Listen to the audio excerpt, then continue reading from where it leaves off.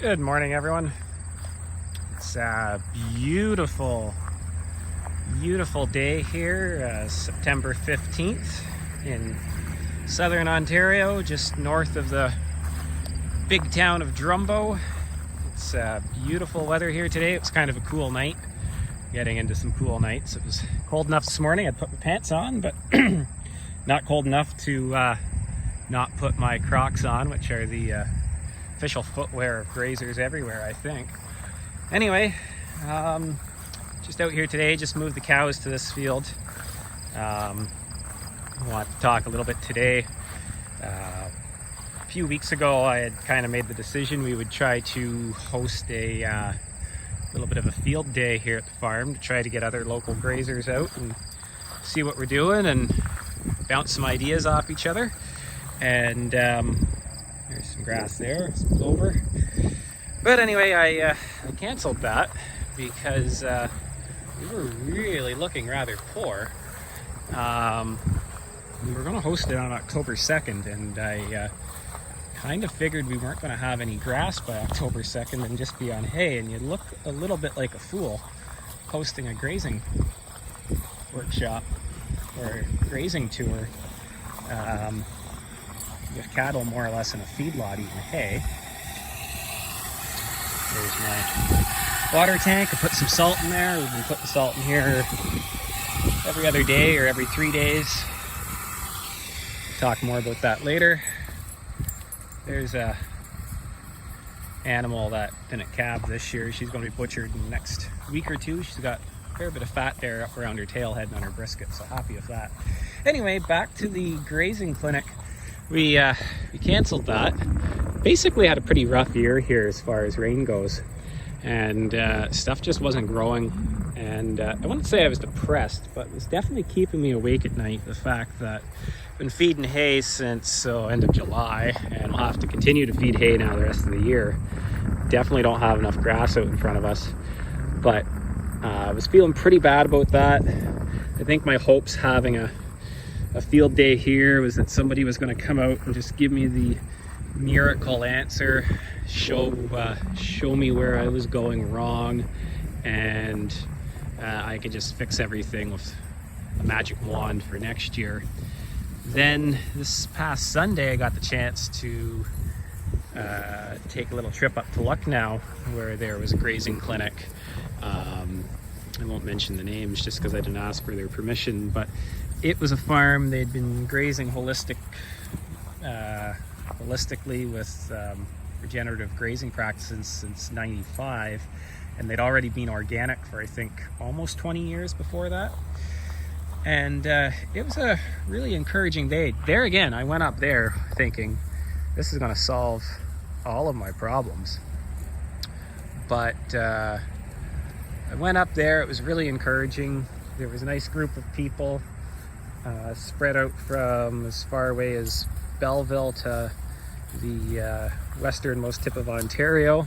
There's probably about 20 of us, and it made me realize just how small the group of regenerative grazers is here in Ontario. That something hosted through the ecological farmers and the NFU, that's all they got out from such a wide span.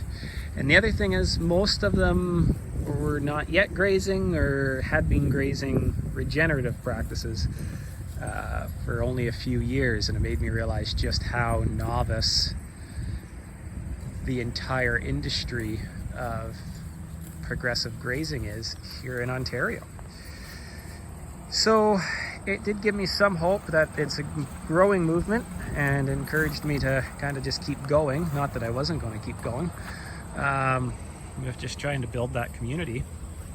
And then the other thing I noticed when I was there and talking with the gentleman that had been managing this farm was their rest and recovery periods on their grass was no different than mine, but it looked far better. And here I was thinking my grass was looking poor because I had made a few mistakes this year and a few blunders. We had grazed 2 herds instead of 1, and it didn't allow me enough rest and recovery on my paddocks, and I thought, oh, that's where I really shot myself in the foot. But they were doing everything basically the same that we're doing, and in fact we should be one step ahead because we don't make hay on our farm. So we're not just moving nutrients around our farm, we're actually buying in hay, so we're bringing all that nutrients in. So really we should be doing better, but the reason why we're not is because it just takes time to get there, and that's what it is. It's just time. This field we're on right now, it's third year in pasture, but the first year it was all new seeding, and it was a drought. So all that perennials pasture we were trying to establish, it was in a drought, and our population probably took a major hit with poor germination. Then last year we had a pile of rain, and the red clover really came on and really choked out the other plants that were there. So now we're looking at these bare spots and a lot of weeds. Thank God the weeds are there because they're living root in the ground and they're another bite for the cows. But we just start to realize that, well, with adding a bit more diversity every year by adding different types of seed and grasses and bringing in nutrients, we will get there. We're not that bad. So yeah, a little bit promising going there and looking at what they're doing and seeing where we can go. As always, a little bit depressing realizing just how long it's going to take us to get there, but learning from their mistakes and some of my own, we could maybe speed that process up quite a bit. So yeah, we're not doing so bad. We got a little bit of rain, we got some grass out in front of us now, everything looks good here.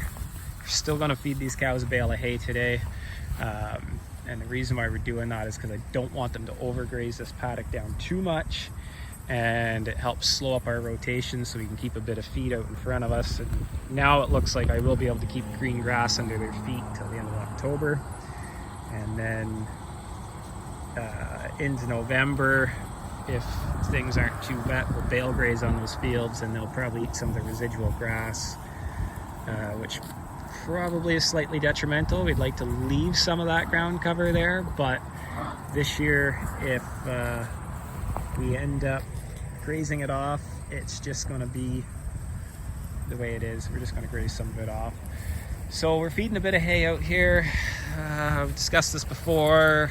It'd be better to just have the cattle locked in the yard, be feeding a bit in the yard, and not be feeding. There's a nice pair of bulls there. Not be feeding up here, because by feeding up here we are encouraging a bit of overgrazing. We're only giving them so much grass and then give them a bale of hay to make them eat it. They'll eat the grass before they eat the hay, but it's a trade-off. I will overgraze a little bit and maybe take a bit of a step backwards on our plants and soil health, with the notion that we're doing better every year. So even though we're going to take a step backwards this year, we're still going to do better next year than we did last year. And the reason why I'm doing that is because I don't want to take a step back with the cow herd. It's 15 years of building genetics here, 10 years of building beef customers. I need the steers to be fat, and I need the cows to be in calf. So August, September is our breeding season, and my goal was to get the cows in calf and keep the steers fat. There's a steer, he's a crossbred, he's a little more long-legged than we need him to be, but he's got some good covering under that hide. You know, these cattle don't necessarily look rolling fat, but when you realize they're dairy cattle, you've got to understand what they're going to look like when the hide comes off. There's an old cull cow next to him, and she's going to make some really good ground beef. There's a 2-year-old heifer, it's feeding the calf. She came into heat. Bull's bred her, she hasn't cycled back. A couple of yearling heifers all came into heat, haven't cycled back. Some of the dairy cows have come into heat and they haven't cycled back. So we're accomplishing what I want it to accomplish. Keep stuff fat, even if it means buying some hay.